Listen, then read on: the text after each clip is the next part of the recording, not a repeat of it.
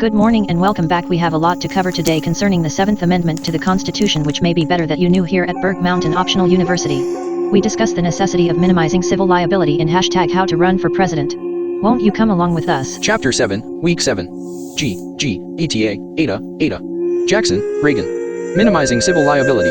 First off, if the position we had taken on Berg-Mountain Spring Water was found detrimental, be assured that some will seek retribution, saying they consumed the water and were harmed as a result. Being impossible to try every case, the prosecution may form a class action suit, but that's only for those knowledgeable about the case. Most who have consumed Berg-Mountain Spring Water will never know it was detrimental. It may have tasted funny or even gave them diarrhea, but even though it is on the record, to those who hadn't had first-hand knowledge of the trial would still drink it had it not been removed from the shelves. As often if things are out of sight, they are also out of mind. They will just go on with their daily lives as had those in the cave drinking a different brand, of course. Lawsuits under $20 should therefore not be allowed, and a class action suit may only be made by those within the range of the prosecutor, so even though broke, our position will still have made a profit. So, prepare for civil litigation, liquidate Berg-Mountain's assets and distribute what is claimed to the injured. Prepare for civil litigation against our position. They can't take what we don't have, even though they may try. Our tax statements will show how much Berg-Mountain had profited over the years, which is the most they can expect in retribution. Keeping our product under $20 allows for many to experience it where, as with all things provided subjectively, it may be taken objectively. So, those who can do so, and in doing such their objection is heard by one who is to judge. One may object saying the water is not only good but the best, while another may say it is the worst, but opinions are all subjective until the objection is sustained by the courts. If we introduce the bell curve and relate it to those for and against our position, where those extremely for and against the position are placed at opposite ends, we will find the prosecutor at one end, us at the other, and many in between. The judge, theoretically, should be impartial and placed at the top of the curve, until after the trial, of course.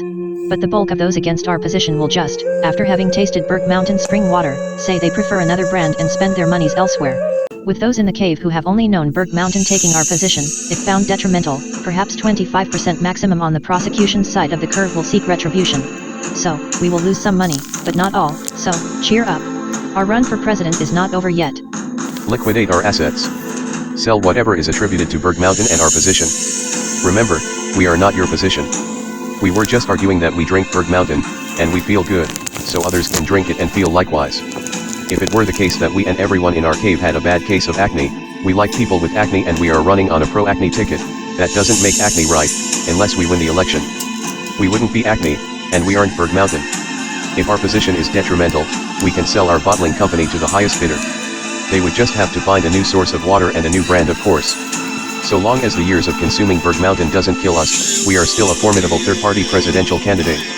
Though Berg-Mountain was our platform, we still have the time, and now that we have liquidated our assets, we have the money to form another position, defend our new dissertation and follow chapters 3 through the present if necessary. Hopefully, we won't have to go past chapter 1 as many don't, but selling is also winning. With every lock, stock, and barrel sold, Berg-Mountain is broken down to mere numbers on a bank ledger where dollars and cents only remain.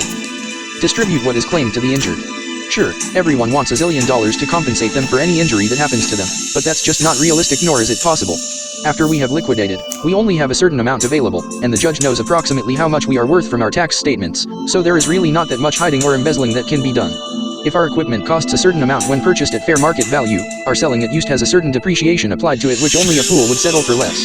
So the judge calculates Berg-Mountain's net worth, and of it he/she orders us to distribute to those we have injured who know about the trial, and all who don't know are not in the scope of the judge's concern.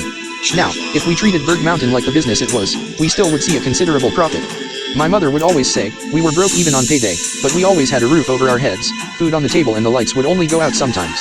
Holidays and Christmases, we always had more, but I said that to say businesses don't spend money on non-essential things like holidays and birthdays except for a Christmas bonus here or there and perhaps an employee of the month gift card.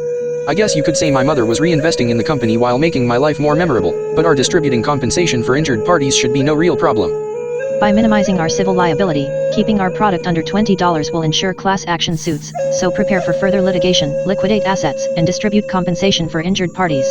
We don't have the time nor the energy to debate with everyone individually who bought a bottle of Berg-Mountain Spring Water, disliked it, and is looking to gain money in a lawsuit.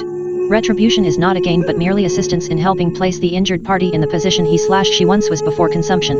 A scratch deserves a band-aid, and a gash deserves stitches. So, in being prepared, liquidate assets and distribute reparations accordingly, which brings us to the second half of our semester and our continued run for president. We will hold off on more information until next time, as we prepared no more for you to digest this session. Next time we cover the 8th Amendment, which prohibits cruel and unusual punishment. We can't wait to see you when there. Then we meet. Buckle up, and drive safely.